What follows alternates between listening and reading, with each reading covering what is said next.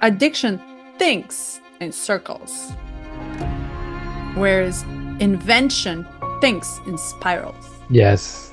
Yes, And yes, I yes. love it. And spiral is not one dot, it's actually one seed becoming bigger and bigger and bigger Mhm. and bigger and bigger and bigger. So I'm grateful for that. And then two, just the pain just reminding me like this body is so amazing. Where else can you go Hmm. other than inside?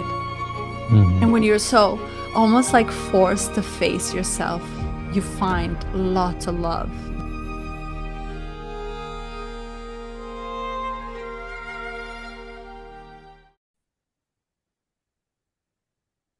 Well, happy no more Saturn and Neptune in Pisces. Happy, happy, happy. 11 plus 3 years of um, huge impact on us. So I hope you feel release. Do you? Um, we'll see. I think it's happening. It's gradual. I had a question on that, by the way, Mm. which was the conjunction isn't until the 20th with Saturn Neptune in 0 degrees of Aries, but then Saturn is not in Pisces as of today or As of yesterday. yesterday, Yeah. last night. So I what's the mean, gap? I'm confused by that. that's when they meet again. And when they meet is an exact conjunction. But when 10 degrees apart, it's still they affect each other. When they're exact conjunction, that means that their energies are just blended as one. So Saturn is But now it's moving. like, Saturn's moving faster than yes. Neptune. Okay, got it. That makes Yeah, sense. so Neptune, they're both in actual conjunction right now, and they're gonna stay. Let me see. This is why we got yeah, they're both in actual conjunction. So you see the 0 degrees? Yep. Yeah. And they're gonna stay until for a minute there, maybe until next few days, which is the 20th. Hmm. This, my friend, this directly opposes my moon. My soul is getting Oh. crushed right now. And it's my moon is 0 degrees, exact opposite, which means I am as like I am getting directly Yeah. Pulled apart. by. But I'm writing it because I don't really know what it is. I want to get my glasses so I can look presentable. Sure, go ahead. But you're writing it too. I will. I'll give a monologue here. They're right here behind. I'm hiding them. Am I reading glasses? But you're getting also slammed. Wow, Yeah. my friend, this is gonna pass your ascendant. Your entire life will change. Yeah.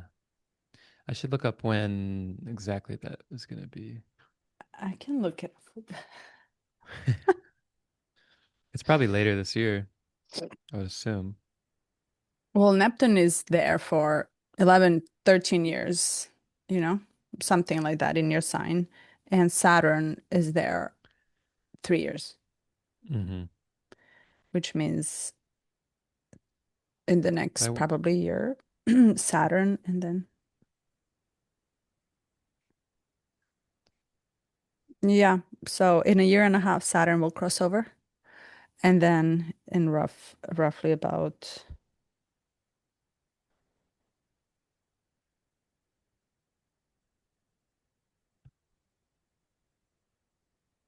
oh yeah, I'm 2032. 14 degrees.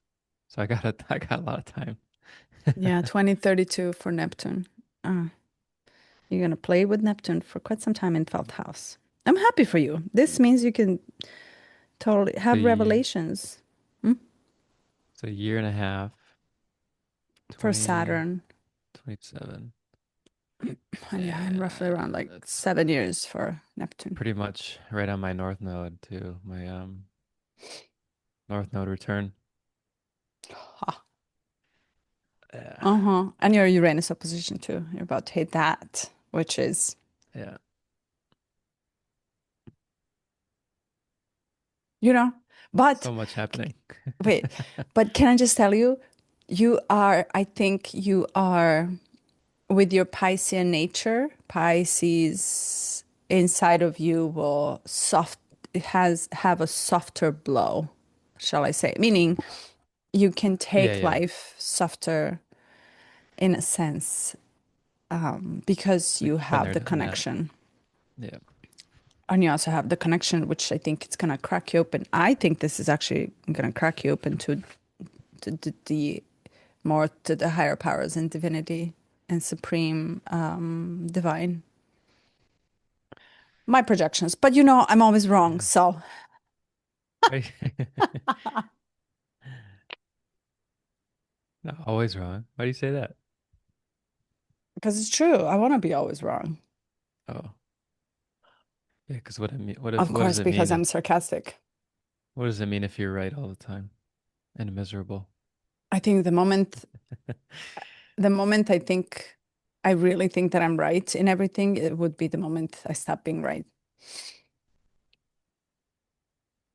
Say it again.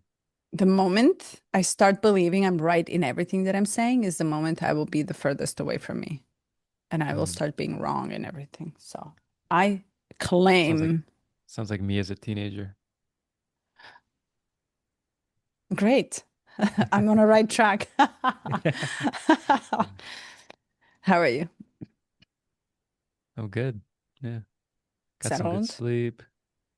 Um, processing big changes and awaiting some answers, I guess. Or I'm trying to strike a balance between being active in a role of moving things forward and also being patient and understanding that, as was described in 56, that everything happens as a reflection of our inner states. So I'm like, what's going on here? Mm. Um, and I recognize moments where fall into victimization, victim consciousness, and trying to see see myself in that, look for the lesson.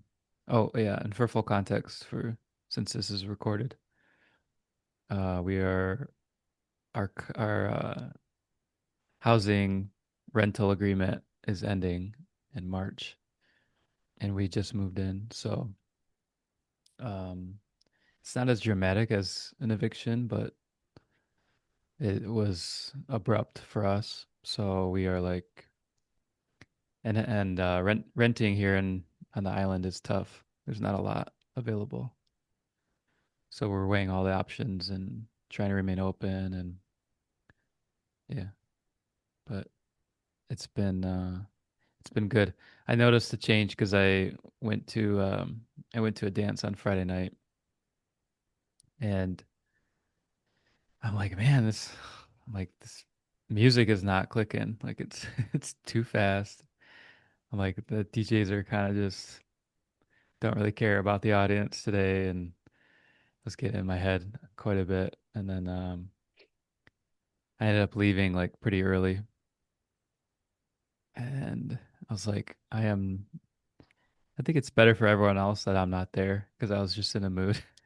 I tried to work through it, but I had this idea like, oh, I'm gonna go to the dance and like get this out, like expel it, but it was um it's not physical. It's much more mental. Yeah, it's very mental. It's very heady, trying to figure it out, make a plan. Very Saturnian. Yeah. So were you able to sit with it, to be with Um, it? I've been sitting with it, and yesterday was our good friend's birthday on Valentine's Day, and she's like super Aquarius, and she's like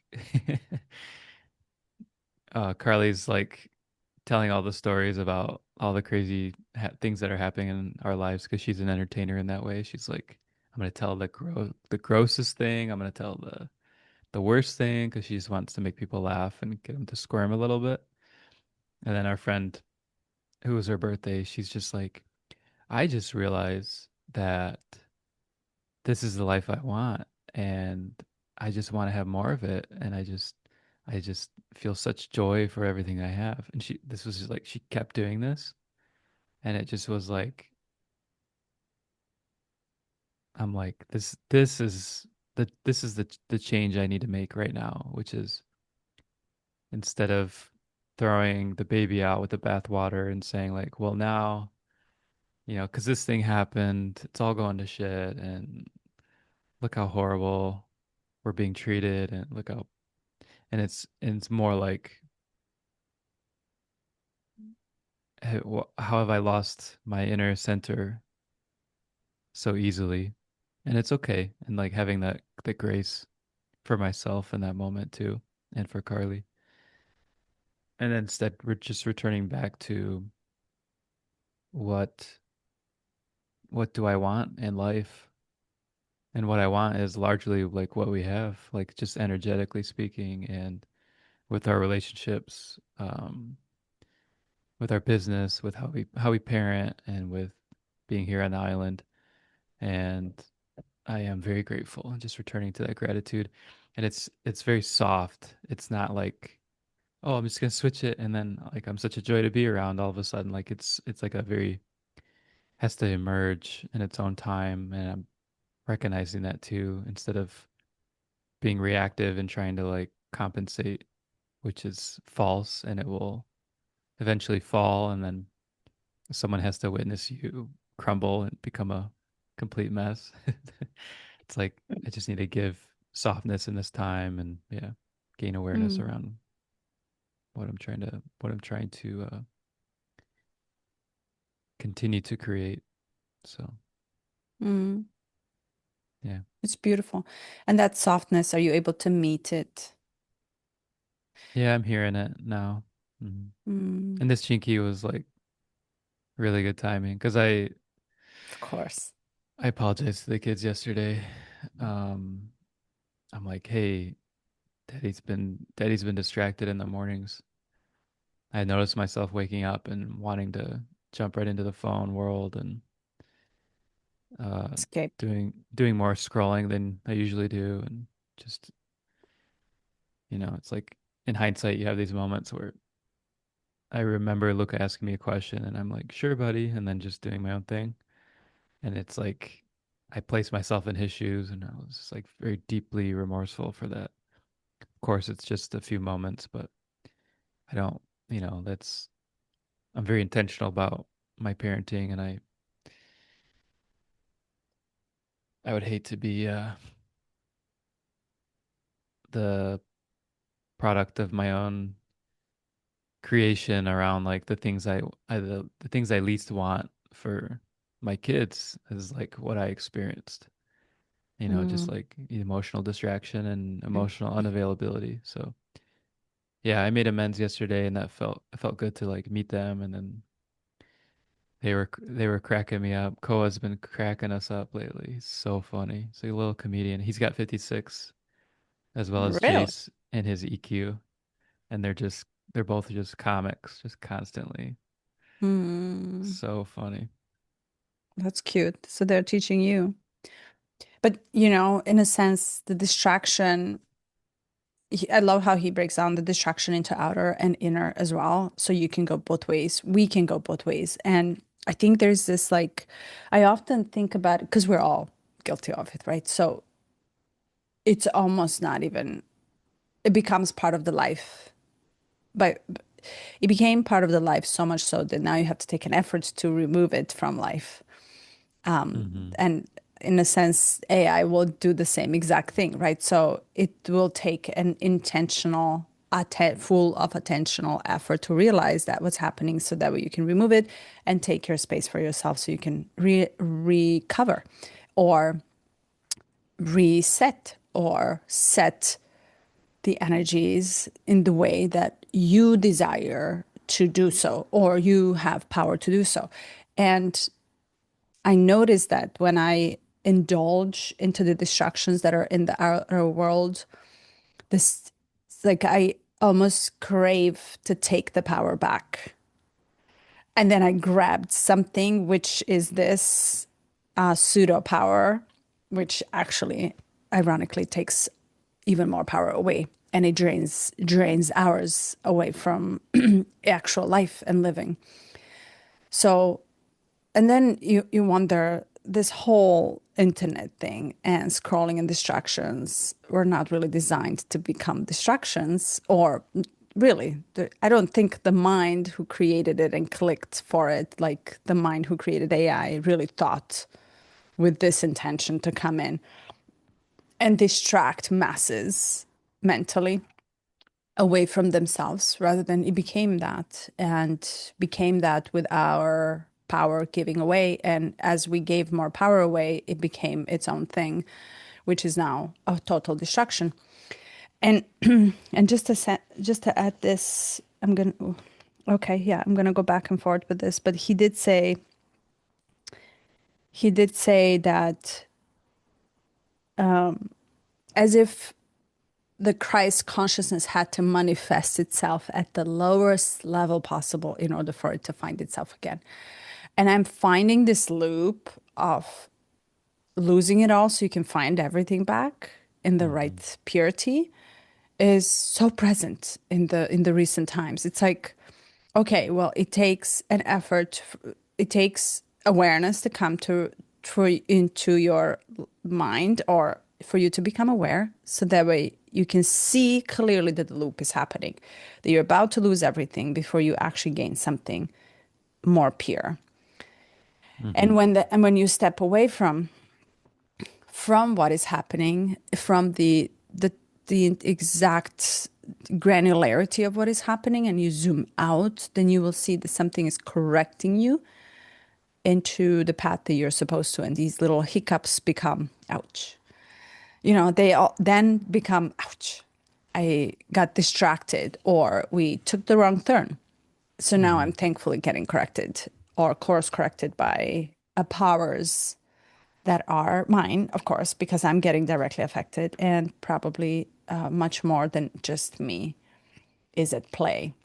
And I think this is where loosening up a grip of life and what is correcting you helps to have that connection with so much more than just what is directly affecting you.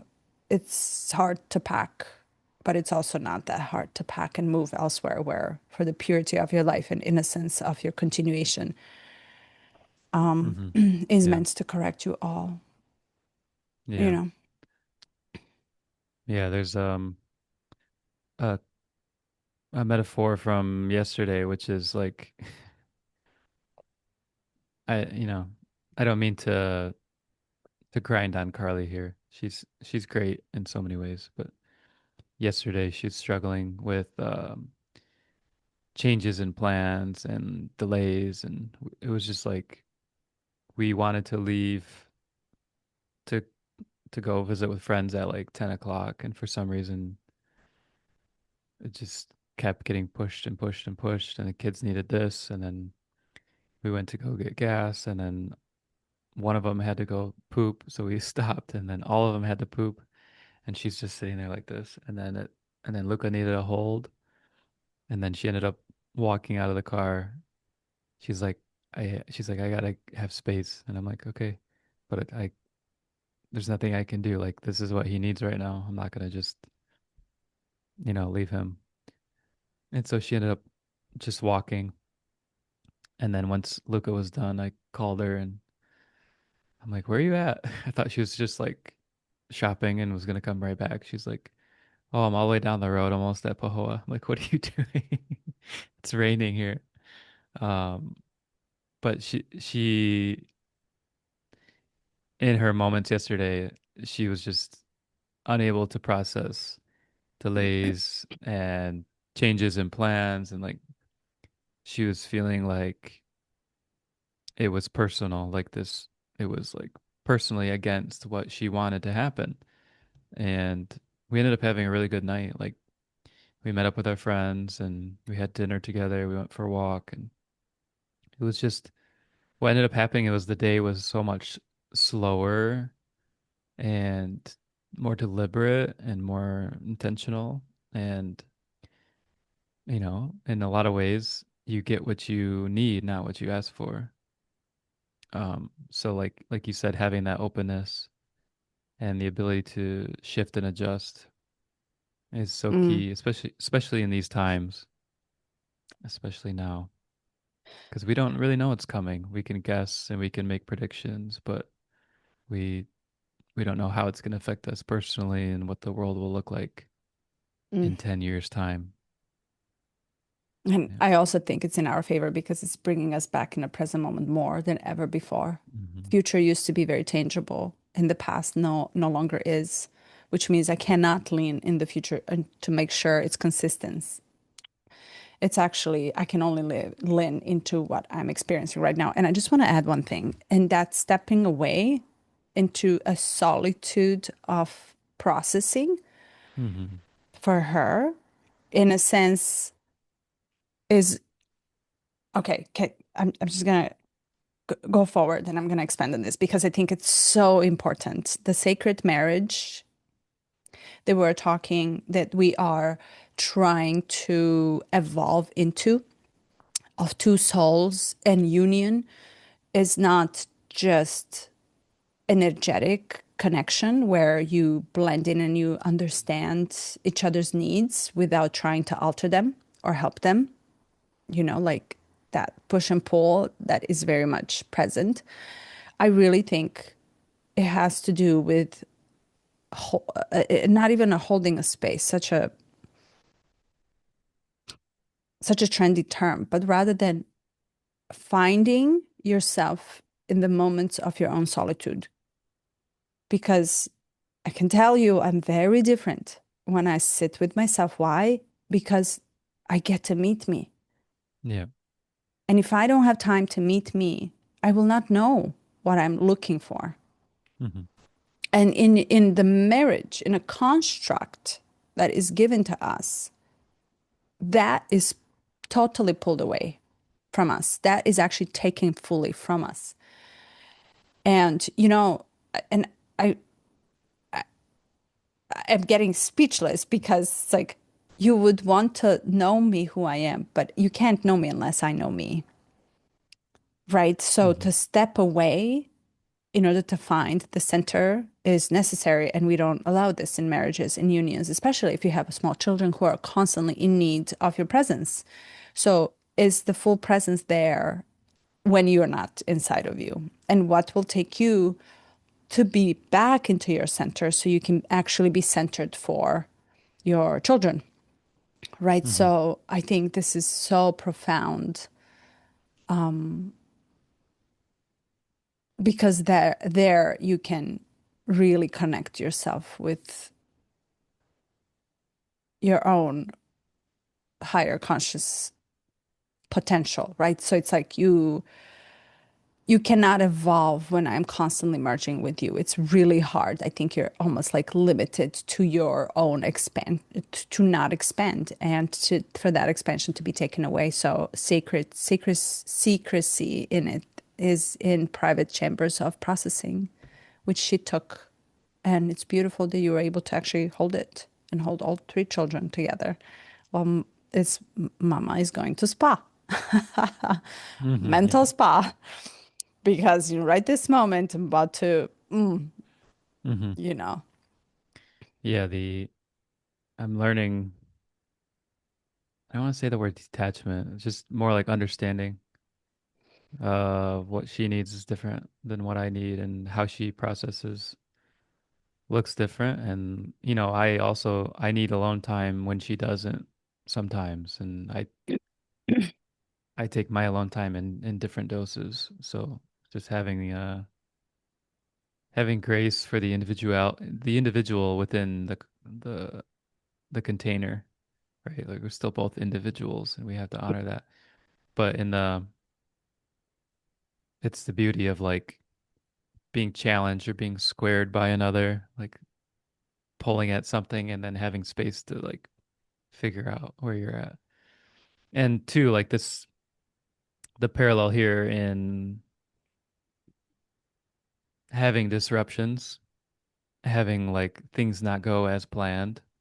And I'm sure this is like probably in the hearts and minds of a lot of people right now. Just like feeling like this urge to meet with our deepest desires and still having like these delays come up or like slight adjustments or shifts. And of course, I look to astrology, but these are moments when we deepen into our center, when we can find the depth, and we often, you know, we often try to meet with distraction first and see if that can give us something You mean? fulfilling. Yeah. And But I it's love so my it's like, distraction. yeah, it is. Yeah, yeah. I mean, love is an interesting word there. That's But true. it's more it's I think what you're pointing to is you love the part of you that gets distracted, not so much the distraction itself. Um, But but it's I, yeah, yeah, go ahead. I love that I'm giving my mind to be distracted by something uh more constructive rather than something totally fantastical in a sense. Hmm. Yeah, there's it's going to be interesting to see how Neptune and Saturn interplay because that I'm sensing that relationship it keeps coming up for me like fantasy and reality and I'm like But yet, let's talk about fantasy. What is fantasy for you? So fine line between fantasy and imagination. And I think we're mixing the two into one. oh, Hmm. please, yeah, let me. And I often contemplate about this too. It's like, okay, well, I feel guilty. There's a certain layer of me that feels like, ooh, I'm stuck in fantasy. But then when really start thinking about it, what is the difference between imagination and fantasy? The fantasy is hoping and believing that something will occur that I wish for. It's almost wish, full of wish thinking, wishful thinking, something that I really want and I cannot attain, and I want it again and again and again and again. And often it has to do with a control, something that I want to control, have in my immediate environment. I want to own something, a person, a love. I really want, like, okay, here's a good example. I really want a partner who is this. That's a fantasy. But imagination is imagining and expanding into the world of, and that's why I tie it back to literature.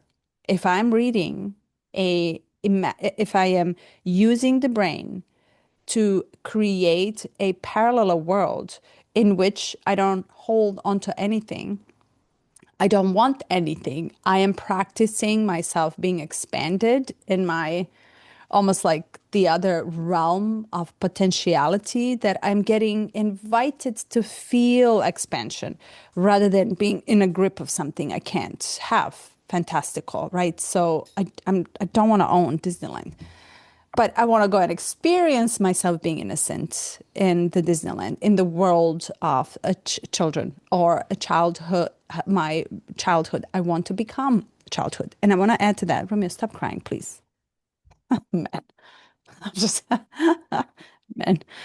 And I want to add to that, it's easier for women to feel both sides and to, it's extreme. Why? Because he's talking about the senses.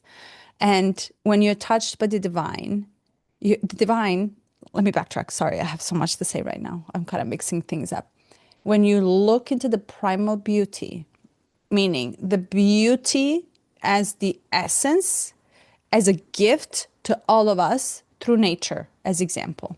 There's no reason why nature exists, actually, rather than giving us a beauty. It has, we will never know. It might not even have our conscious, right? But it's consistently there, penetrating. And what penetrates, he's saying, is our senses. So I'm able to indulge into the greenery of my plant, into the rosy colors of my rose garden. And if I want to own it and identify with it, I'm in a fantasy land, I want more of it. But if I am Oh, allowing it, I hold have on, so let much me to say finish. on that. Go ahead. And if I'm allowing the beauty as a prime essence or something ultimate to touch me like you can look into the sky and really be touched by its essence, then something inside of me is getting activated, which is making me feel the beauty. I am experiencing beauty through inner states by being touched by the primal beauty that is just there. I don't want to own it. I want to be touched by it. The difference between, okay, go ahead, because I can go on on this. What's the difference? And then I'll jump. You were gonna summarize. This is where the art in its form, the music, the sound, the movement, it's not there for us to own it. It's there for us to feel touched by it. So some divinity inside of us gets activated too. And you're looking at this reflection of this constant connection and constant conversation. Then most of the time, because we're distracted, we really cannot even connect to. It takes a moment, it takes that Mm. gap to be touched by something that doesn't want anything from you. That does not want anything from you. Why would you want something for you? Why would you want that Oh, that I doesn't know. want Yeah. anything from you? Do you see what I'm saying? Do Yeah, I do. I am it's a wide concept in my head. I've been trying to summarize it into the just a statement, but this has directly impacting love as an essence too, life as an essence as well. Beauty as an essence. Beauty is not what we create. Beauty is same Hmm. as love, same as life, same as force. Beauty, beauty, beauty. The divine beauty is felt. You know Hmm. exactly because you can feel beautified inside. Drunk, drunk. Intoxicated. Hmm. Hmm. But that is not as putting the makeup on and making it in material form. But to come back to the beginning, it's like it takes its manifestation for us to lose the sense of it in order to find it. Holy moly. Romeo, you're not coming back here. He needs Look a away. little, he I needs a know, he doggy really, seat right behind you on the bookshelf. wow. Okay. Oh, hold on. He He needs, says, he says, Mom, I want to be on camera what's now. up, baby? He does, Romeo. Oh, I you don't know can't what hear he, me. Forgot. I don't know. His Yeah, words, he just, that's lovely. There's right. this Osho technique. Before I fall asleep, Mm-hmm. I recognize the distinction between fantasy and imagination. Um,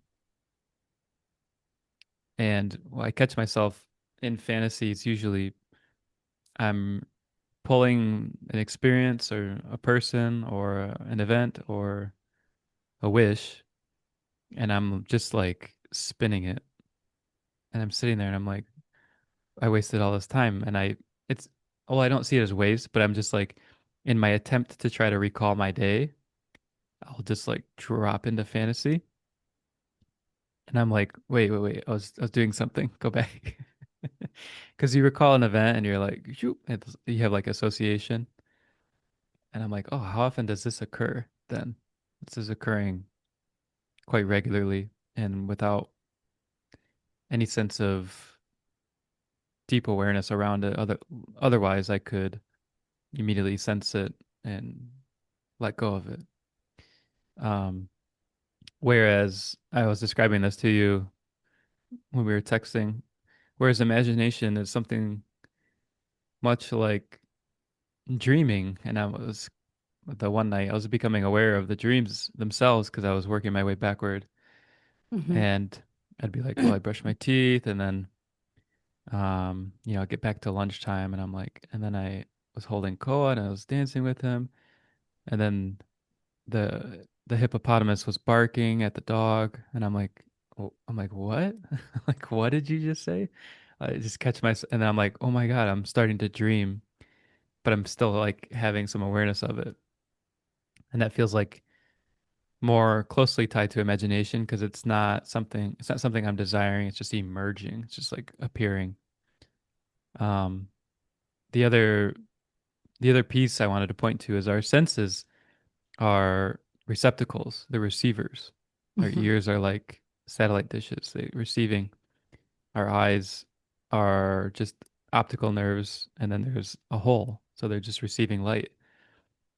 Um, Similar with taste and smell and touch. And touch, we think we actually think we're penetrating, but we're just interacting electromagnetically. Like there's no, it's the illusion, right? So the illusion is that we can grab something, we can like focus and have it. We can really, really pay attention. And so we're taught this. Alan Watts talks about this too. In school, the teacher yells at you to pay attention. And he's like, he's like, pay attention to what? Like, where you're paying out your attention, but attention is something that is occurring. It's natural. It's there already. And so if you think about, if you ever played this game where there's like these like batons, Hmm. basically they're And you hanging, grab 'em. and you don't know which one's gonna fall. Yeah. There's a like, you think you need to like focus, right? But when you're super focused, when you're looking and you're trying to attain, or you're trying to guess which one is gonna go, you're gonna miss all of them. The people that are good at this game can relax their awareness and use their peripheral vision, use peripheral senses, and just be relaxed in the process. And this is, in a sense, this is like, okay, now you're in tune with who you are, which is actually a receiver. And we've been caught in this illusion that we have to go forward and we have to create in this way. But, creation has two sides, and we often miss the receptivity side of it, where like we think the thoughts, where are they coming from? If we explore that, where did this idea emerge out of? And where do our best ideas come up? Usually when we're relaxed in nature, it's not like, all right, let me get my notebook out. I'm going to give myself 3 hours and I'm going to come up with the best ideas. Or even using AI now. It's like those ideas are pretty watered down. Yeah, interesting for sure. So what you're saying, it's a constant conversation, actually. A connection is conversation. If I'm able to connect to something to that extent that I feel its presence inside of me, that which is in front of me opens me up to that. So I need a exchange. I need something to exchange with: skies, water, birds, food, right? So, and then I'm having a constant conversation.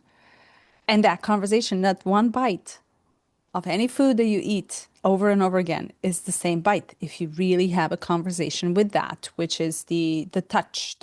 If you're getting touched into that I mean the openness, or how did you call it? You said, so these are all the holes where we get the Yeah, input.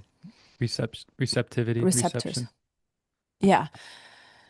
And we have five of them, technically, if you really look at it. And then we have the sixth, and then who knows how much. And we are absorbing everything inside. And as an input comes in, we're really not really having the experience of it most of the time.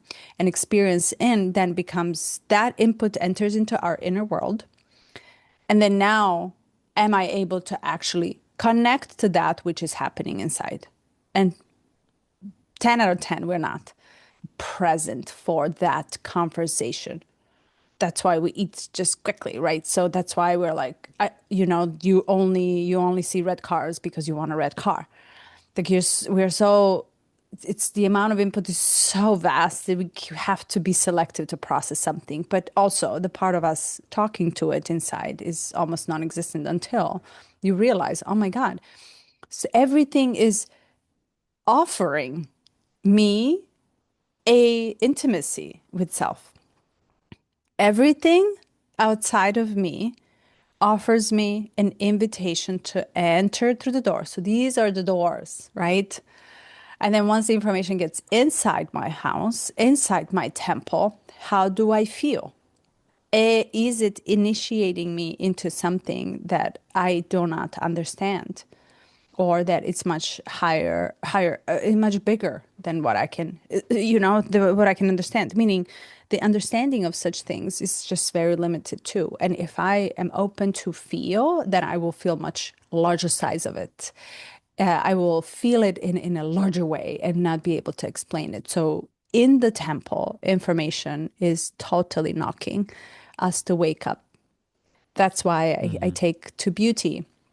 That's why I take. So if you are distracted by the social media quickly, as you're inputting, do you ever think about how you feel? It's like it's almost non-existent. Test it. Like you're going. And 3 hours later, you're like, wow, I just lost. I totally emptied myself. Shell, and not in a sense that the Osho wants you to empty yourself so you can find. No, Yeah. everything. You literally just. It's a Yeah, giving it away.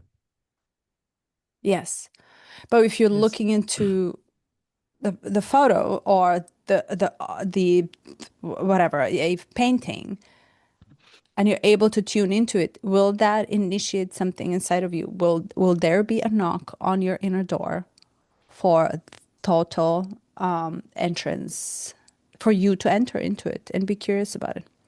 hmm That's, I think, where that imagination versus fantasy. Fantasy is desiring something in 3D. Imagination is the door open to another realms that Yeah. are inviting you, invoking the sense of the largeness inside of you Yeah.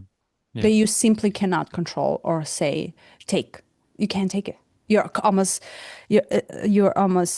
you're almost by receiving it,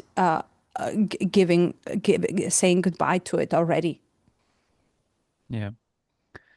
Yeah. One of the most common fantasies for boys that play basketball, and this was me in my driveway growing up, is like you we pretend like the shot clock is counting down the end of the game, and it's like 2 points, and we're gonna take the shot. So like, I'm just remembering because it's like it's a funny concept, but we fantasize about like we're the ones that get the game-winning shot. It's like, oh, and the crowd goes crazy and Uh-huh. cheers for us. Meanwhile, we replay that over and over again because how cool would it feel? It's like that feeling is just temporary, and that victory is sweet, but it doesn't last. The next day, everyone kind of forgets about you and they continue on with their days. And the universe is sitting there like, um, you can fantasize all you want. You're missing the wider picture, and you won't ever grasp it until you let go of this idea of achievement or goal or desire that's right in front of you and Hmm. opening up. Yeah, it's interesting too because the way Richard lays it out is like in the gift in the city is the ability to taste the materiality and experience the enrichment that's present there, but not be attached and not be distracted. But funny how the paradox too is like intoxication. We would think of someone who's like totally lost in fantasy, but the intoxication is divine. So that the by its nature, the taste of the divine has a different quality, and you're awakened to your own humanity and that ability to hold the divine. And so I see a parallel here with Carly teaching me about emotional eating, and he talked about food as an example. It's like I have a piece of chocolate, and then the mind goes, or the mind or the body goes, and five more, right? And you get to decide. It's like, is this just an emotional response? Like, did I get the enrichment I was looking for? Did I enjoy it? Is it truly something that is nourishing to my body, my soul, my mind, my spirit? And how much more of it until it no longer becomes nourishing, until the returns are diminishing, the dopamine is depleted, the serotonin is empty, instead of um, this idea of losing the self or running away from the self. You're actually diving into the self, becoming more attuned to the inner space, which is the opposite of what we associate with intoxication. Mm. The alcoholism or the drug abuse or porn addiction or any addiction is the running away from the self. It's you're so uncomfortable that you need to disassociate and create a different state of being and of mind to yeah. But what are you uncomfortable with? What is that's what is the way I look at it. Which means really what is occurring, right? It's like I'm so uncomfortable to sit with this pain of mine, so I need to go and pseudo pleasure. I need a pleasure, I need a pleasure, I need a little hint to make me feel good. Trash TV is a great example. Mm-hmm. Trash TV is a great example. I need to unwind. Yeah. And then you look guilty. Last night, I am still finishing Wild Wild Country. Yeah. And I'm like, okay, I need a little trash TV. So I went and I watched episode 5. I couldn't believe what's happening. I don't remember actually watching this on our show, but trash TV because I'm like, okay, I'm sitting here. I have 2 more hours. What am I gonna do? Yeah. Yeah. Okay. I am tired. My body is like total exhaustion. My body hurts, wants the rest. My mind is not ready to go to bed yet. I wanna, eh. So, what is uncomfortable is to sit with that, what it is occurring in a moment, which is that discomfort. And I'm just gonna backtrack because you said something so interesting, which is true. I agree 100%. You said the divine wants to come and enter, and it's up to our capacity to allow it to enter. That Mm-hmm. door is literally, it's like the divine will come and keep knocking because it is, you are the manifestation of that. And it will keep coming for you, in a sense, to intoxicate you to its vastness, to its love, to its life, to its changeability, expansion, being, name it. And we keep saying no to it, no to it, no to it, because the moment you crack that door open, you will realize how blind you were. And meaning that's when the life totally flips itself. Life, what we know of, flips itself upside down. That big major rock is getting turned, tossed over, and you're about to see yourself in a different light and realize, wow, everything I know of is no true. Or everything I know of is just partially true. There's another part of me now that enters. So you said grow capacity to hold the divinity, the divine beauty, the divine love. What is the unconventional love or unconditional love? It's when it shows itself to you, can you receive it? And are we programmed? I'm guilty of it to not Mm-hmm. receive when it's given to you. How uncomfortable I feel just to receive. Yeah. And I would rather go and distract myself with pseudo. Okay, I'm gonna go do anything else. I'm gonna clean entire house. Mm-hmm. It's still pseudo. It's a total distraction to receive what is actually occurring. We are really, I think, we are getting teased to grow capacity. You have a cat. Yeah, I have two cats. This is Pete. What? What is her name?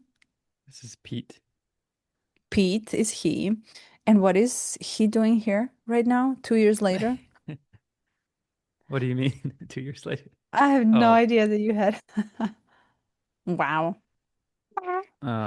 we've had him for a year and he's since we moved here to this house, he's gotten a lot more comfortable. He's like chill. So he's visiting. He also wants food, but I'm not. It's still dark out. I don't try to feed him too early. But yeah, there's a lot to say on that for sure. So, growing capacity to be intoxicated because intoxication feels the death of self. Yeah. Intoxication by the divinity, by beauty, love, and everything that comes as an essence. It is almost like threatening all that you know. And that is frightening to say goodbye to and just slowly give up off. So I want to get into the details a little bit just to see what happens. So we reach for distraction. You're like, oh, I have 2 hours. And it's a kind of a different topic when you're like, okay, because my understanding is when we're tired, physically or mentally or emotionally, we want to like turn off, but we have this sense of missing out, like FOMO, like there's so much out there, you have 1,000 books behind you. There's a million episodes of anything that we could watch. We could play with AI. We could Mm-hmm. research about Epstein. We could do a Mm. million things, and it's endless. It's literally endless. Um, so in that moment, is it? I guess I want to touch on it because I'm not. I want to kind of like more clearly understand your perspective because maybe it'll enrich a deeper perspective for me of when I go to distract myself. This feeling of perhaps having the knowledge that if I enter a space of receptivity beyond my wildest imagination, the best would come in. Like the most beautiful aspects of life would appear. They would just because it is because you're awakening to what is, like as we said, you're awakening to what is occurring in that present state. It's a gift. And so No. we miss out on the gift because we're chasing something, either past or future. Okay, well, you asked, you are missing out on what's occurring in the external world. Is that what you're saying, or you're missing out what's occurring inside? Well, I know these are much like in parts of work, like these are pieces of the puzzle. Uh-huh. That's a piece, right? So like the FOMO is a piece. Maybe the discomfort with the divine within as a piece. Maybe just habit of picking up the phone when you feel a certain way is a piece. Um, yeah, I'm kind of just saying like lay out all the Okay. pieces that you know from your perspective, and maybe Okay. I'll see a piece that I don't quite have yet. Okay, okay. It's very simple actually. Can you sit with yourself in silence and see what happens? And how long can you sit with yourself in silence right on this chair and not do anything? So there's a question that arises for me when you say that, which is when. Anytime. You choose time. But I'm saying like there are Wait, wait. times when that comes easy for me, and then there's times when that's very difficult.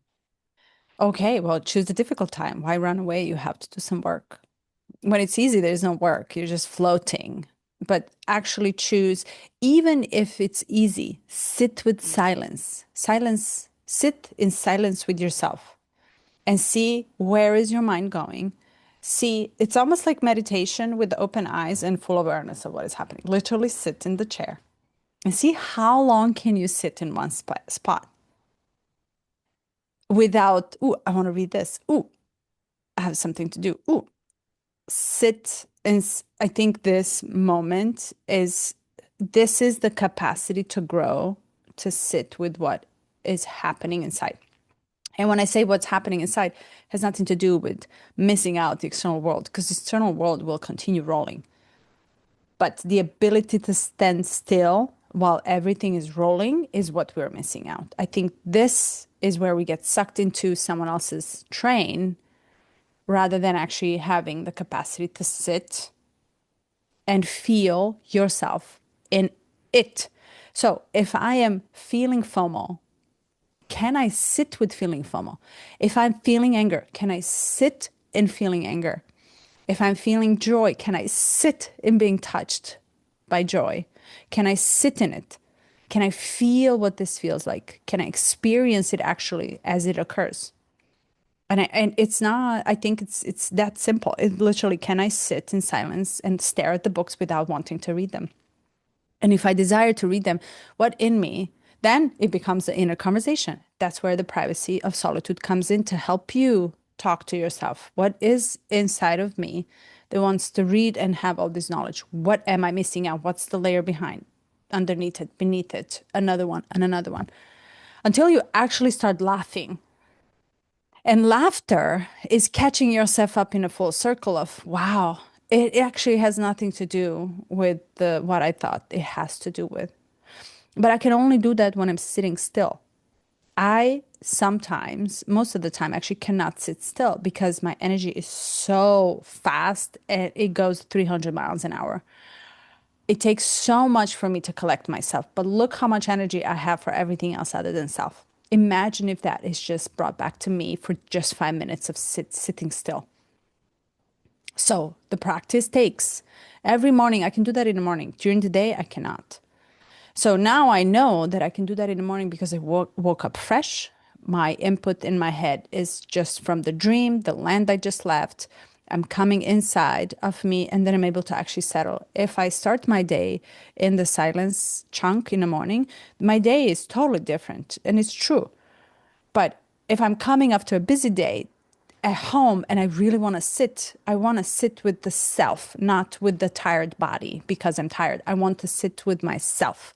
And can I connect with that which is occurring inside of me at any given time? And every time is going to be different. There's another you sitting inside of you every morning that you wake up after. Every morning. Am I having a conversation with self? Can I connect with myself?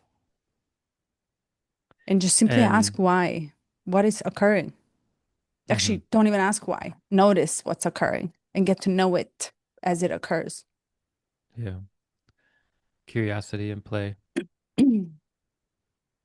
And it doesn't have to be sitting, right? I find I breathe easily when I sit because I eat on my legs, and that is also not that great. So I eat as I stand. I don't really sit to eat and digest food because the life here is really fast. But you know, um, yeah. Can you sit? Can you just hang upside down and see if you can meet yourself? Doesn't matter what pose. You can lay on your belly if you want to. Hmm. Does that make sense? I think we're digressing a lot, but Well, yeah, it does make sense. The I feel it's important to unpack it because my I'm like hearing collective thoughts or collective energy around this topic, and there's not a lot of understanding around the ascetic way of life, like the monks, the or meditation. Like it's not that it has a bad rap like it did decades ago. It's just more of completely unavailable. We're so distracted by everything in our lives. And it was really profound when you said, you know, a, a third of humanity, or I think it was half, he said, has never used a phone because they're too concerned with survival. It's probably it's probably changed since he wrote this, but the point still stands. And it's like, is the rest of humanity concerned with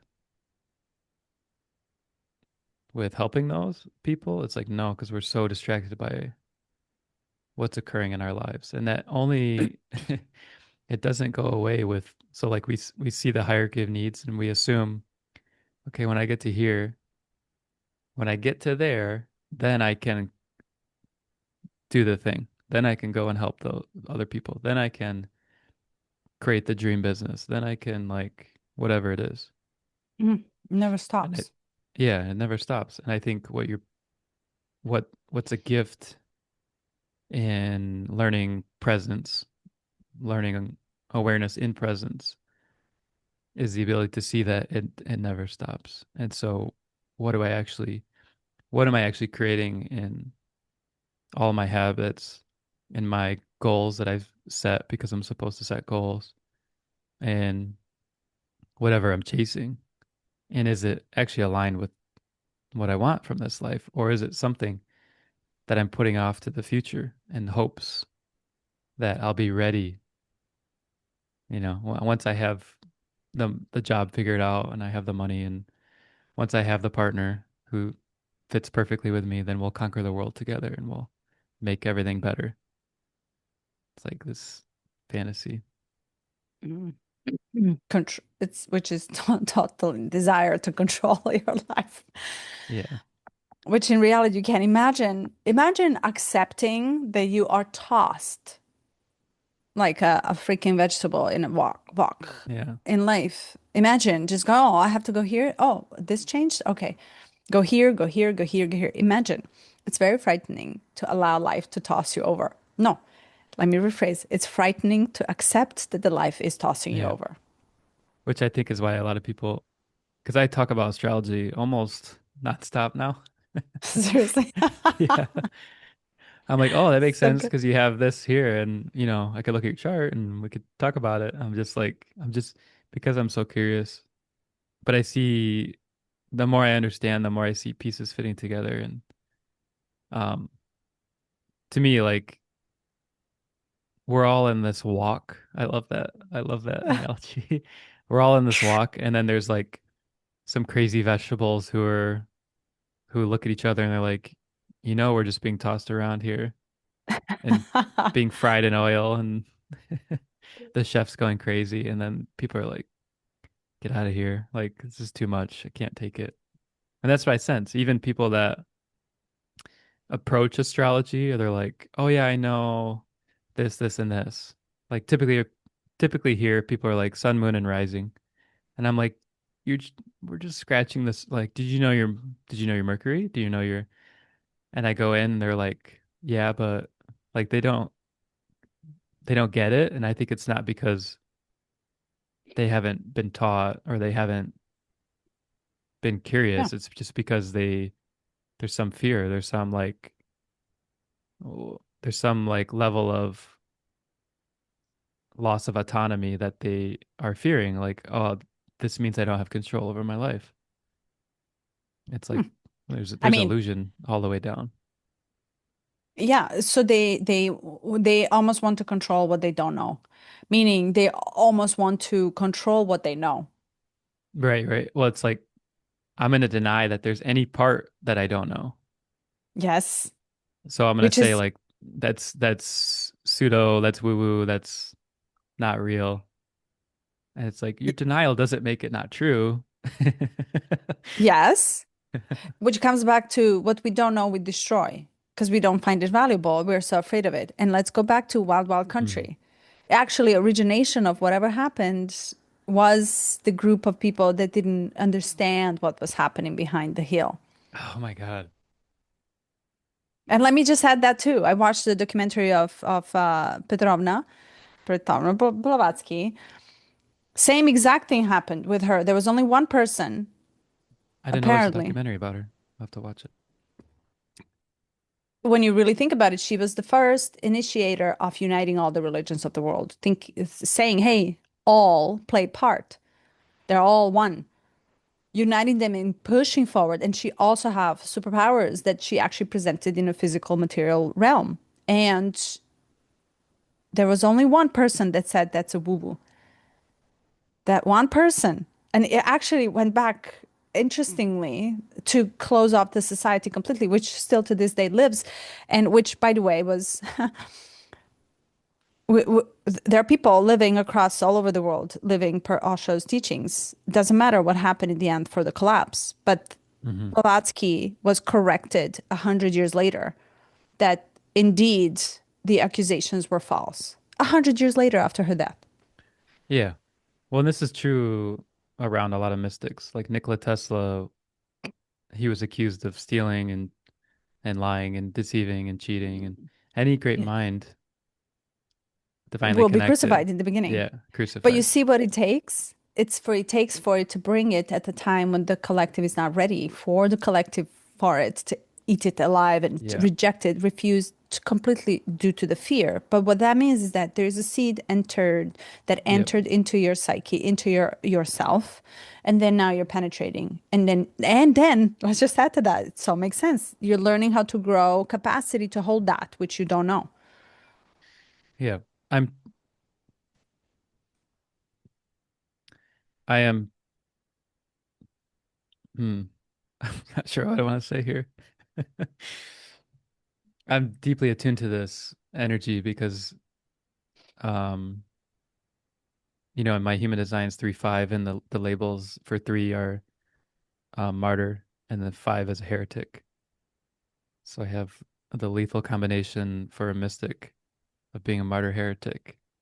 And I understand like placing the seed, being willing to be the person that tosses the seed and understanding that crucifixion is a likely possibility and still Hmm. doing it anyway because you are divinely inspired. Like there's no question. Like you can't possibly deny it. So yeah, I feel in a lot of ways much of my life is preparing for the capacity for me to enter boldly into and step forward. And yeah, we'll And for see. that, you need to have this connection, which is exactly in intoxication with such that is not yet known to collective. Intoxication, and I don't I don't have a sense of evil. Like I don't know how to. I don't have a sense of evil in the world. Yes, when we land in the 3D, I'm talking 5, 6, 7, 70, 70. I don't have the sense of evil exists to control. I think it's just a thin layer, which is actually thicker than we think, to to come back through our errors. It's almost like an error. I don't know if he wrote it here as an error. It's an error that we must realize that is there. Yeah, Yet, like incorrect code and the system doesn't know how to run until it's like it's well the parallel here is the DNA and how it mutates through time and how we're actually unlocking DNA through the manifestation of the cities. That's a good example. and even further, it's like I don't know if that is true. I only know what I'm experiencing. I don't. I think I feel Hmm. light more than I feel the dark. How can I explain? It's like, and I don't want, and this may be also an error, right, in a sense, but I don't. If I were to place myself into the dark way of thinking, I would have a lot of effort and force that I need to place in it. Does that make sense? The natural Yeah. flow of me is going a different way, and to me, it feels lighter, and it's Hmm. not, like I'm getting intoxicated by that, which is coming natural to me in this round of life. Yeah. If Well, let that makes sense. me, yeah, just I feel it's important to distinguish that experience by its nature cannot be error. And I see you're trying to look above at down and then determine, or just be open to the possibility that you're experiencing an error so that maybe something can occur. But of course, if you play that out, then it's not an error, right? So Mm. I just wanted to like experience by its nature, as you pointed to, can never be an error. Yeah. And an error, and let's just dive into that too. What I'm experiencing when I'm in agony or when I'm triggered in trauma is also not an error, right? Yeah. So I can experience the dark night of the soul when I feel my soul burning on fire or myself burning on fire in despair or, the total dissolve. But really, it's that experience that I am growing into.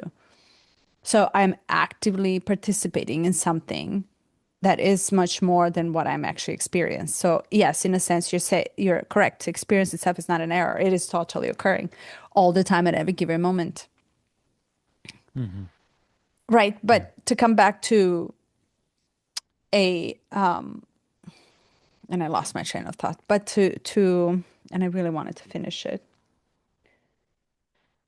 Aha, aha, aha, aha. So can I allow experience to show itself to me?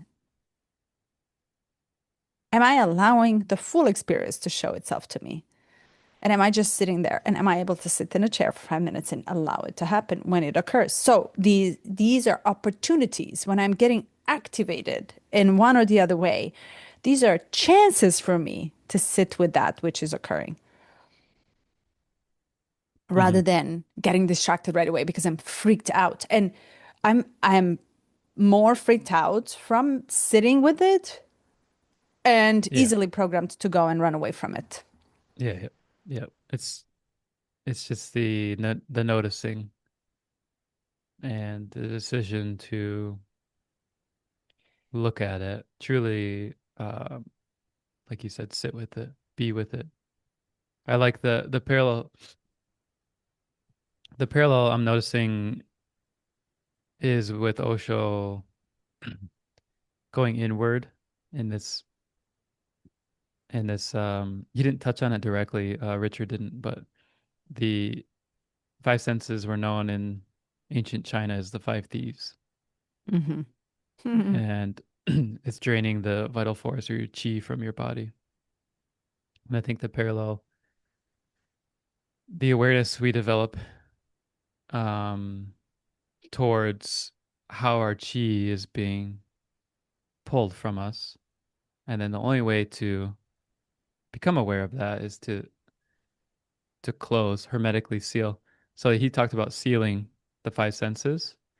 And in Gnosticism, which I keep noticing, I'm like Mm. wildly curious how this is going to play out, but I keep noticing like it's kind of the It same all thing. connects. Yeah. Yeah. There's a huge emphasis on hermetically sealing, like meaning you only allow in or out what is. And that's, Mm. I think I'm misquoting because that sounds a lot like control, but the idea is just hermetically sealing, like learning to go inward and closing out so that there is greater awareness to what is coming and going instead of just like if you think of um, a leak in a pool, like an above ground pool, and how big is your leak? Like how wide is that hole, and how fast is the water flowing out? And the water is your life force. So like we can close that up and lessen it, and then the rain that comes in, divinity can fill it up again. Of course, that hole probably never goes away, I would assume, as we are three-dimensional beings. We're living in this plane of existence. We have to participate. Um, yeah, I don't know where I was going with that. I love it. But we can come back to it like, yes, you can seal your own consciousness or your energy inside of it so you can experience it rather than leaking it out and sending it elsewhere in the outer world. And also, it is truth that we also have experience of being outer and being inner too at the same time. I think I think the next step actually, so how do I do that, right? The next step is to grow the awareness of it or to grow the capacity to hold that, which is experiential. Because if I'm right, so I don't have to grow capacity to sleep. I am experiencing a lot of myself, but it comes naturally to me. It's like almost like learning how to sleep while awake, learning the skill of sitting with that which is occurring. So I can experience and learn about myself. Who am I in this moment of existence? So, what he says, your horizontal line then shrinks your future and past to becoming vertical. And when you become vertical, you're actually experiencing everything that is occurring irrevocably and uncopyable way. So you cannot no longer copy yourself. You're actually aware constantly. So question is, can you be aware many, many more times than intentional time throughout the day that you design yourself to sit with, which also it's very hard to do. So Yeah. we're coming back to meditation. It's like, yes, you can have the practice of meditation and your mind can just go all over the place, but you're not having a conversation with that which is occurring, the intimacy Yeah. and intimate connection with that which is happening in a moment, and not every moment is deja vu, meaning not every moment is what you know of. Every moment is what you actually do not know at all. That is the growth of the capacity. It's like, can I allow for life unknown to happen and occur inside of me? And how do I feel with it? Does it freak me out? Am I joyful? Am I present? Right? Hmm. Yeah. Yeah, and I love that we're doing two things at once with Gene Keys and Osho because the techniques are the tools, and Osho's Osho's way of perusing topics is very different than how we're doing it here, but they play well together, and I feel like those techniques are timeless. They've worked for Hmm. thousands of years, and I'm assuming they will continue to work for many more. Mm. Yeah. And hmm, yeah, so we get to the city of divine entertainment. If nothing else is left, then we become entertainers of ourselves and each other. And just find this really fascinating. And of course, I think of Osho as a great example of this. If And if you've watched some of his talks, he's he's one of the funniest comedians I've ever seen. He's Yeah. just his delivery, his timing, and um, the way he connects with the unexpected, right? It's like just really catches you off guard. But I'm finding more and more that this the way it's described is like you have such a hard time holding in the laughter, and this is occurring more and more. It's like I went to the dance the other day and they did a sound healing right before. Good morning, Koa. Do you want to say hi? Come Hey. here. Oh, look at you. I did sound healing and beautiful sound healing. I was like really connecting to it. My heart was opening. I'm like, this is great. And then two cats just started going at it really hard right outside. And I was just bursting with laughter because I'm like, this is so comedic because they are a part of this divinity. They're part of like we often separate and we're like, what a distraction that is, and how could this, like, don't these cats know better? Like I just play this out and all of a sudden I'm just laughing to myself. And one other person in there was like couldn't hold it in either. And I just, I looked at his eyes and we both were just like smiling ear to ear, just laughing. Um, and I find to me it's like if that's where we're headed, if this is the great awakening and this is the evolution, instead, like you said, instead of fantasy about what is, about what we need, like, oh, we're going to travel through the stars and we're technologically so advanced and we're going to have all these things and we're going to be abundant. Instead, it's just like laughter occurring way more frequently than it does now. Yeah. And I think this laughter is the in Tantra they call it a witch chuckle. Chuckle, chuckle.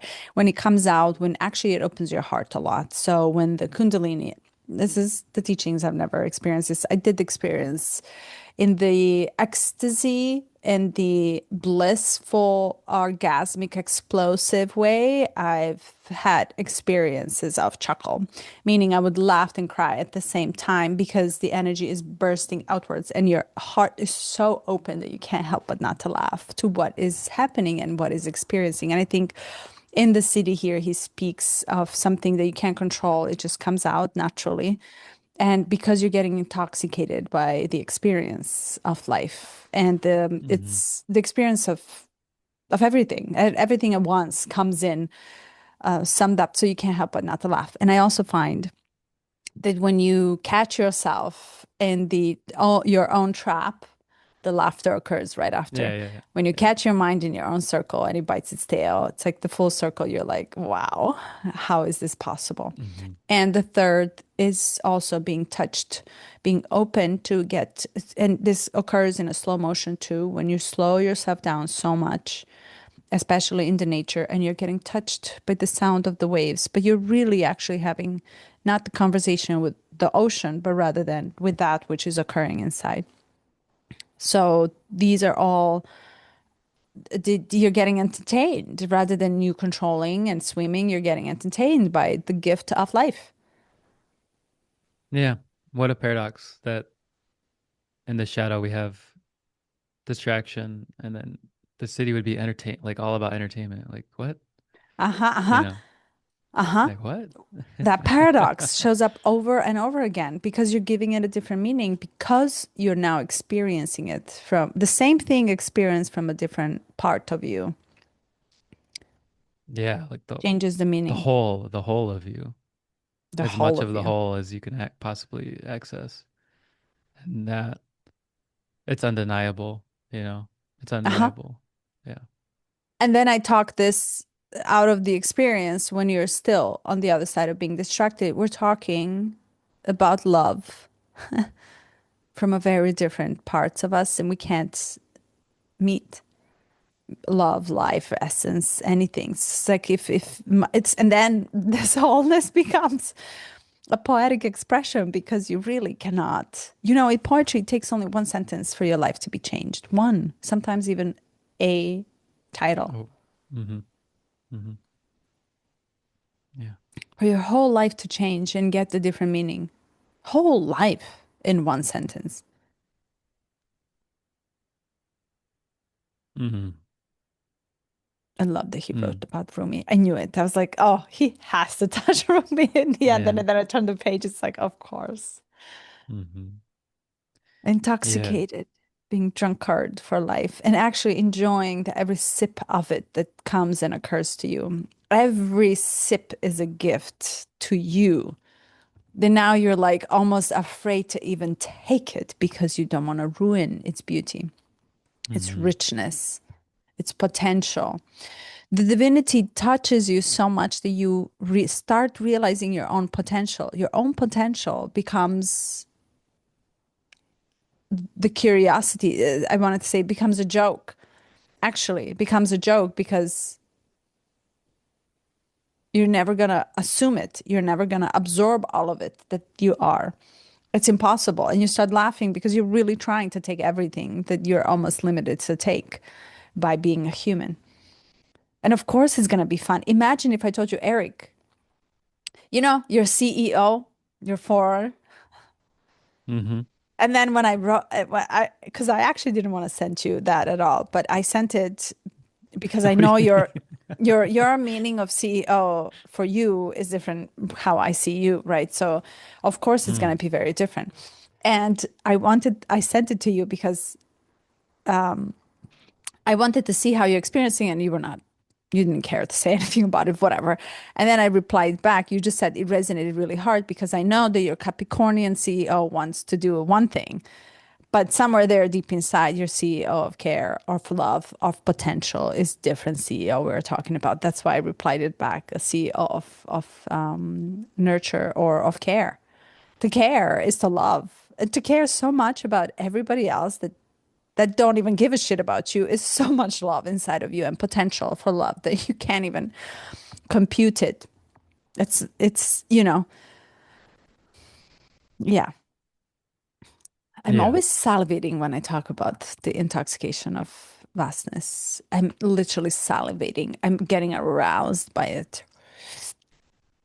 Yeah. You imagining biting into a lemon. Mm-hmm. Mm. It's not even sour. It's so sweet. An orange. And my jaw clenches too because I feel so much pressure here to limit it, almost like, but that is the imagination. It's like, can I then get touched by so much that I can imagine another world of possibilities? Hmm. See, it's curious. The jaw comes up quite a bit Mm-hmm. in Why? like the what do you call it? Somatic work. Yeah. And Because, yeah, a lot of trauma is held there. yeah. A lot of tension, a lot of tension. So when you loosen your jaw, when you open your mouth to sing, your voice comes more. Open it and actually move it. And when you release the trauma here, it's actually tightly connected to the sexuality as well. Yeah. Hmm. Yeah. Tightly, if not a lot. What's That's that? why. So at the gym, there was this woman yesterday at the gym who was screaming because the class was so hard. And she kept roaring, Yeah. woof, woof. And I'm like, that's the right way because you're expressing what is occurring inside and you are shameless about it. Thank you. Because, it's like to hear a woman that voices her inner states, especially in the sexual encounters, or I mean, in the intimacy with another when making love, it's like it's really a reprogramming that has to occur because that's why it's suppressed right here. It's like you Yeah. are told not to say, not to voice, and you're shamed for it. And there's layers and layers of, I oh, know. Yeah. It's it's beautiful. It's something that I notice a lot with of course with Carly's experience and with my own. But yeah, it's going to be interesting to see how the evolution plays out in our world because it's a societal thing. It's a big thing. Much like Wild Wild Country, he moved to a very conservative part of the world where women don't scream out, or you know, and he had the rooms dedicated for meditation where it's like, okay, you know, anything and get it all out, all of it. And you could just imagine like seeing 1,000 people living on a plantation in the mountains and just hearing screaming and or even just like dancing and revelry and joy and participating in bliss. And it just seems terrifying for a society that has been told and their own trauma is around that's not okay, it's not acceptable. And you're standing out, you're making me look bad, all of this projection, judgment, criticism, repression, suppression. So we're in an interesting place. It's a good reminder of these events, these and this awareness we're developing because I really think, or I guess I'm noticing more and more like how much on an island I am, both metaphorically and literally, um, with the way we're developing our awareness. I don't know how else to put it. The way we're moving forward and being courageous in our pursuit of deeper understanding of ourselves and where we are in the world and how we interact in this touch with divinity.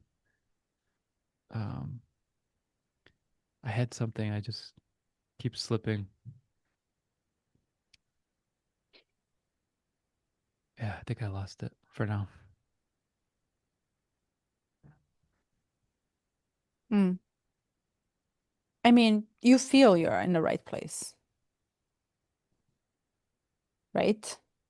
In Hawaii. Today, yes. Right now, yes. Yeah. So, But you yeah, but physically, I was touching more on like the energetically. do you feel that too?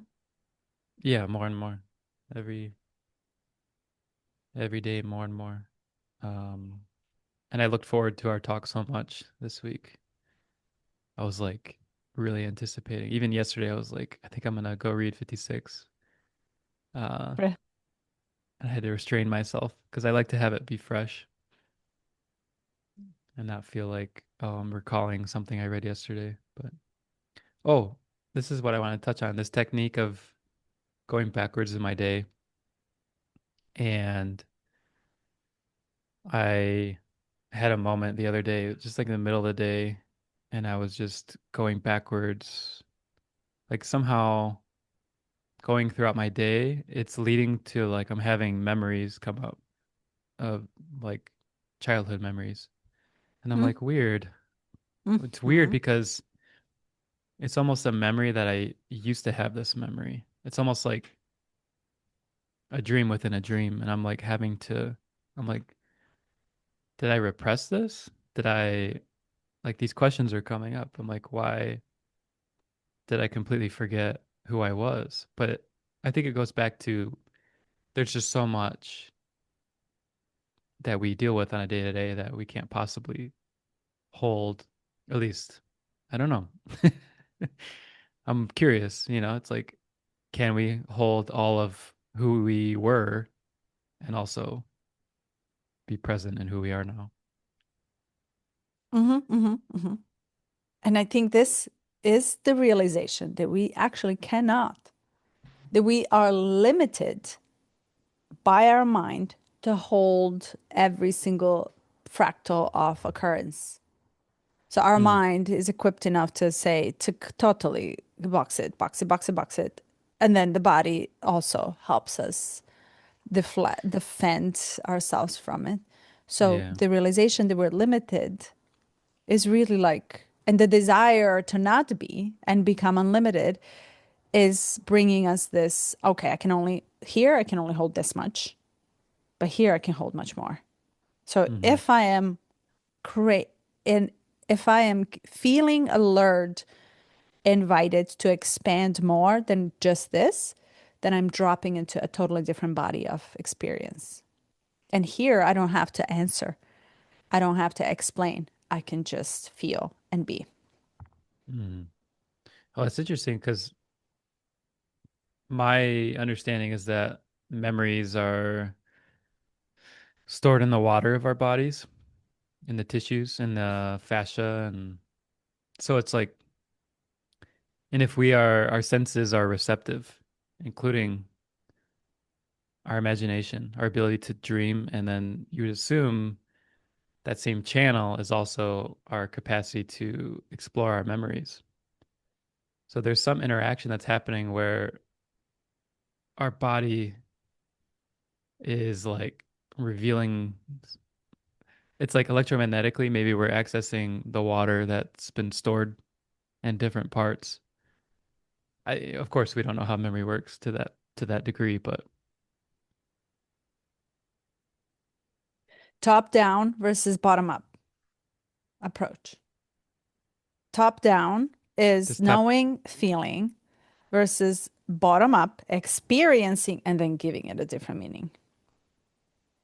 So when you have memory recall of like an event that you're like, oh, I was 13, like, I could almost prompt you and say, hey, when you were 11 years old and you had to go to school, and then you might have a memory pop up, and Hmm. you're like, oh my gosh, like I forgot that that even occurred to me. It's like, is that a top down? Is that a bottom up? Well, you tell me. The memory is here. Are you re-experiencing the whole thing?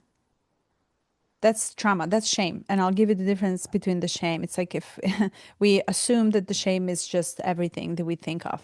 Oh, we're shamed for that. But there's an actual experience of shame, assault that makes you feel ashamed over and over again, which is the sitting of the memory in the body.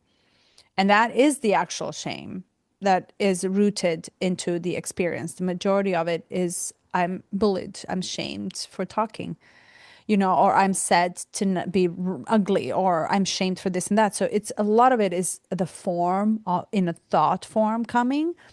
that we are Hmm. assuming and identifying with rather than the actual experience of it. So in coaching, it's like you're Hmm. differentiating, is this a thought or are you actually having an experience? And if so, get into the sensations of the body. Let's see, where does it live? So we can actually experience, expand on it and change the narrative about it. So I think it's the pyramid actually really, it really comes in. It's like if I think I'm ashamed, then I'm sending the signal down to my body to feel it rather than I'm processing the memory of feeling abused in the past or feeling bullied in the school. And then I am able to tune into it, in which now I'm discovering what this is actually all about, bringing it back into the presence, integrating with it, and changing the meaning of it. Bottom up, bottom up, top down. So I think we're switching into experiencing. That's why a lot of us are aware, becoming aware that this is limited by default, that it has its own agenda, and often it's a conductor of our entire orchestra that doesn't make sense. It's not tuned in to what is occurring. I don't want to listen to the sound. It's just noise, right? So unless it's directed, it's concentrated. And unless I know how to give it a specific anchor to anchor into, it will not give me the result that I want. It actually can use it as a tool because it's like a monkey all over the place. And because it's so limited, it's afraid of its own existence. It wants to destroy itself and me with it. I am now actually making a decision that I'm going to listen to majority of me, which is coming beneath right here, beneath my nose. You remember Hmm. the Osha too, from knowing to feeling to being, from knowing to Yeah. feeling to being. Why are we afraid to feel? We're afraid to feel our life, to feel everything that life has to offer, including both sides of the coin, all of it. But it's only a feeling. It is only the invitation to experience yourself and get to know that intimate conversation with self. I know I can go on, please. No, it's good. You know, in the Kabbalion, all is mental, all is mind. Say more. It's like the first principle in the Kabbalion. It's like all is mental, and it goes back to Blavatsky touches it too. It's theosophical approach to understanding reality. But I was just reflecting because I'm like, this mind seems so limited. It seems like it's not in tune, or it's not in tempo, or it doesn't have the full awareness. It only has a localized beat, and it's trying to project it out onto something that is divine, by its nature perfect. So there's like a there's you're inherently part of this trap, part of this game, and we are almost untangling knots through our experience. Yeah.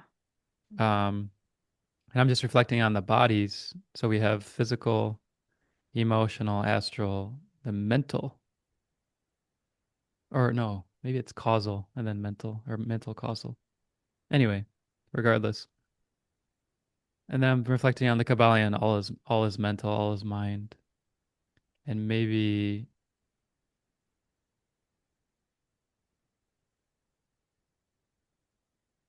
this all goes back to the receptivity factor, and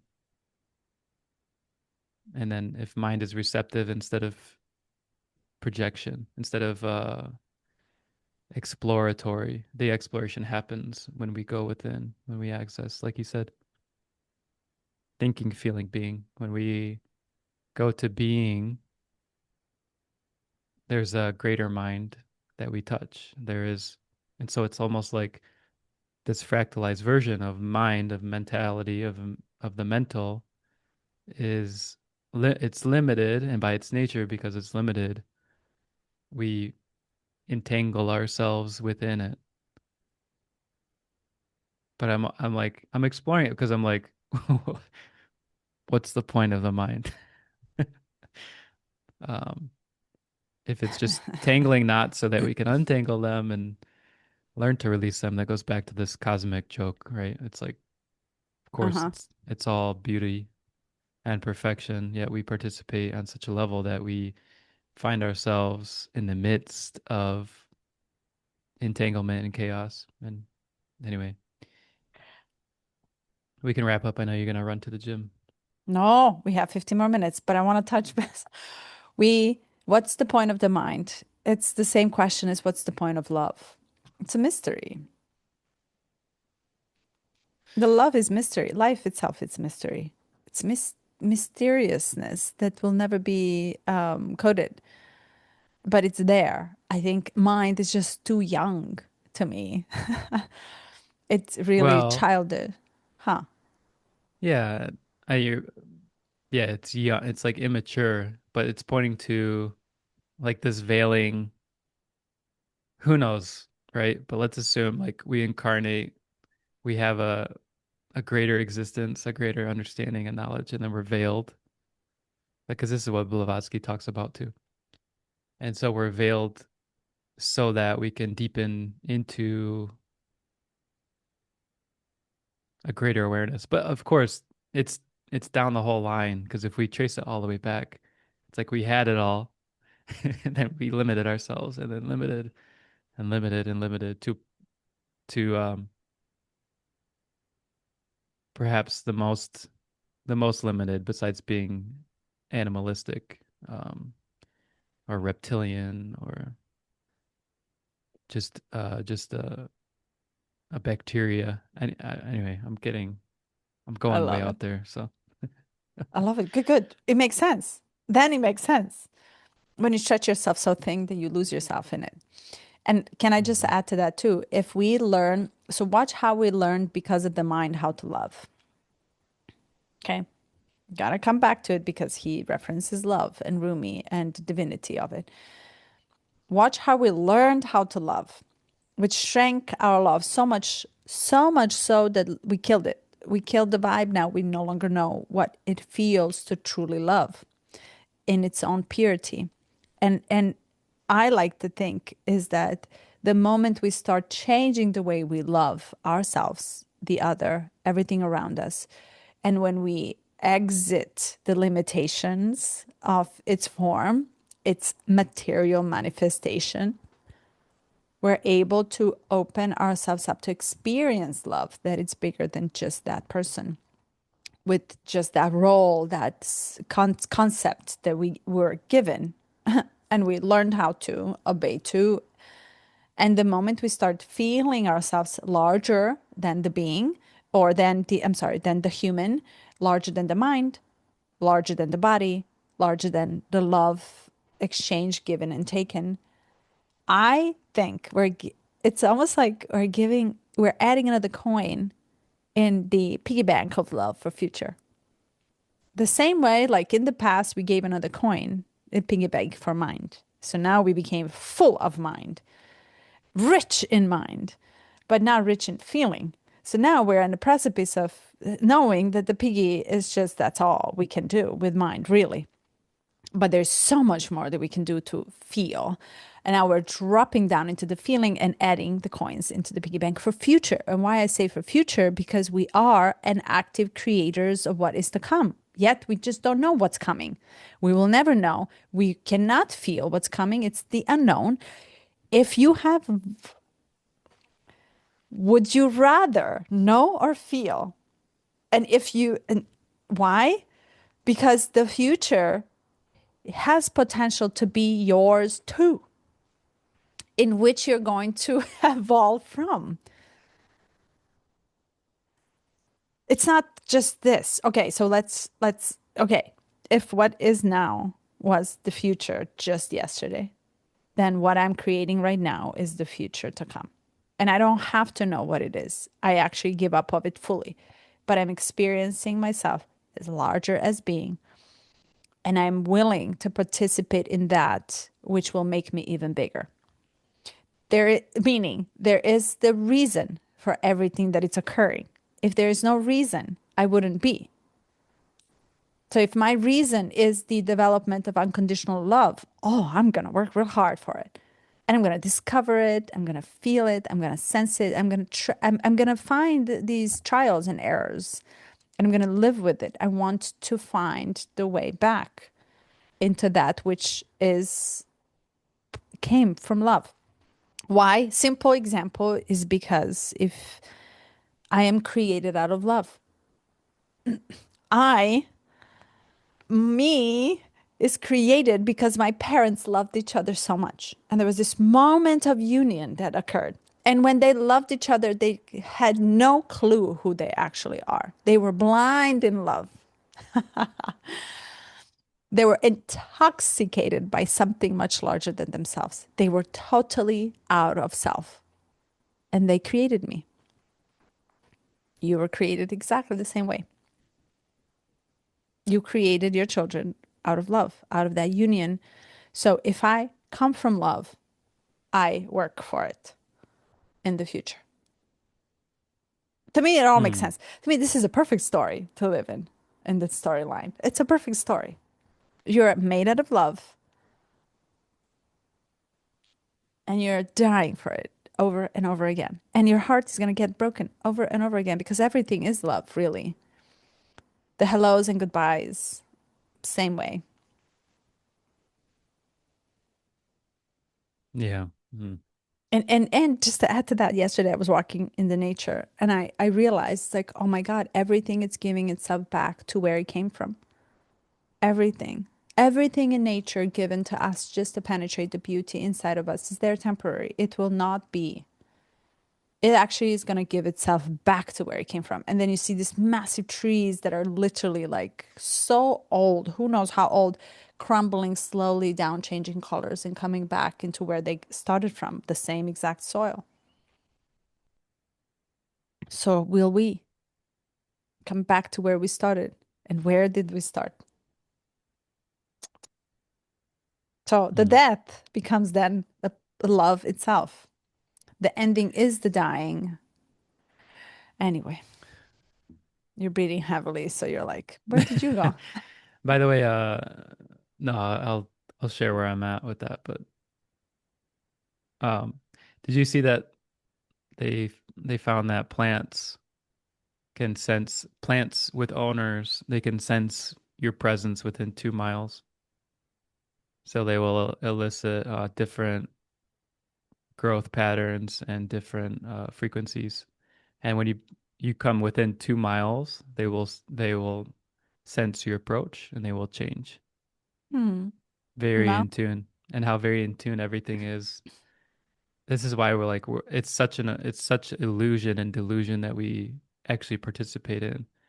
Even our senses themselves, though they are the thieves, they are so limited. And actually, like what we're immersed in, like the sea of potential, because we're only participating. If you look at the light spectrum, we have like this tiny fragment that we can operate in, and then we have X-rays, gamma rays, the whole spectrum is, and who knows if that's really the endpoints or not.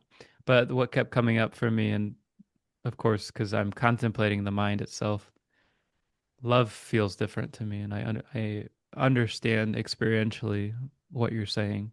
I don't deny it, but what keeps showing up for me is like this concept of the Russian dolls.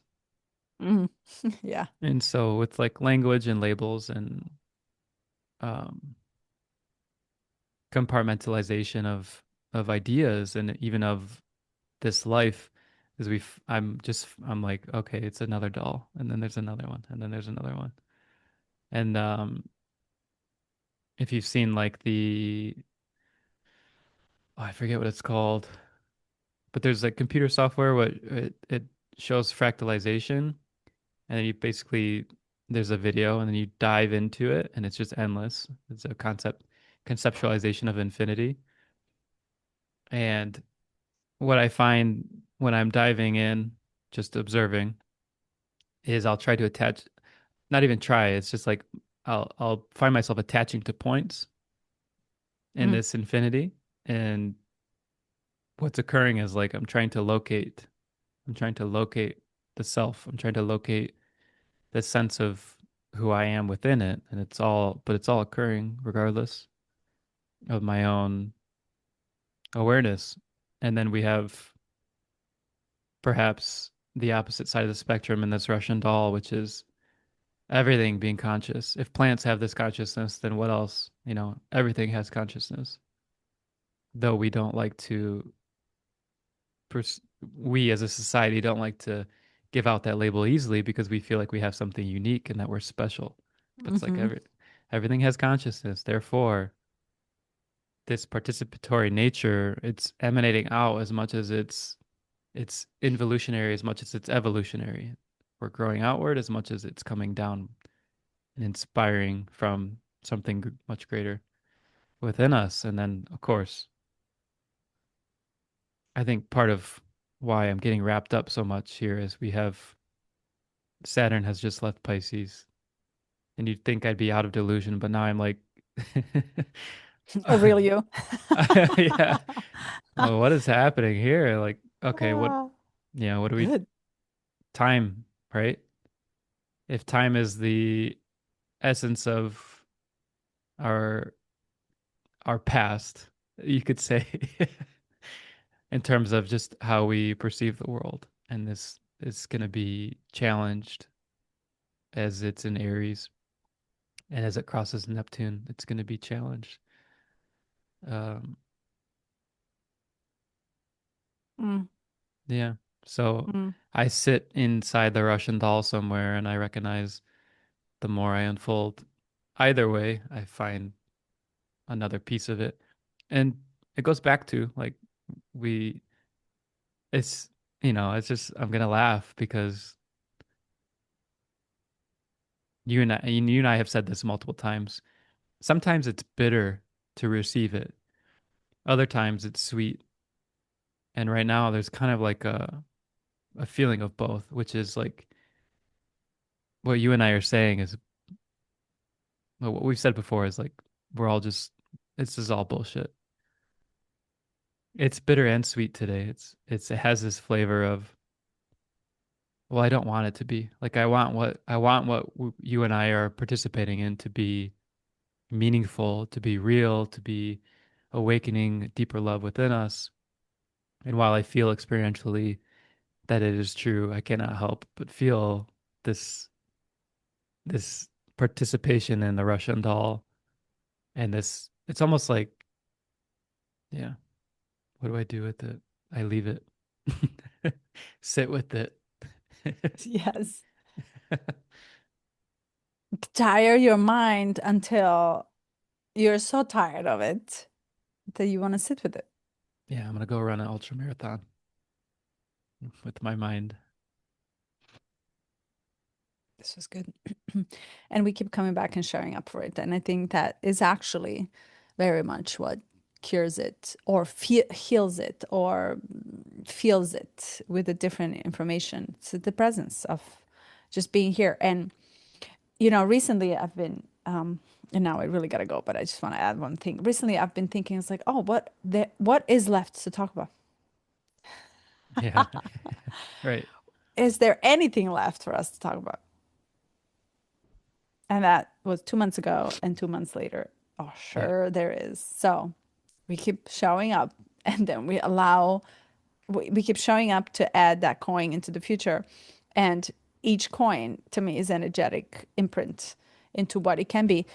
And the contribution really comes in to make the time to exchange, sit in silence, or just be free to free yourself up from what it was just an hour ago and what it can be, to allow Mm, ourselves to feel free to evolve from what we know and leave the known behind. So we're freeing mm. ourselves from knowing for this an hour and a half every day and allowing it to happen. So to me, this is another coin in the piggy bank for future. So I like. Thank you so much. Love you. Much love. Ciao.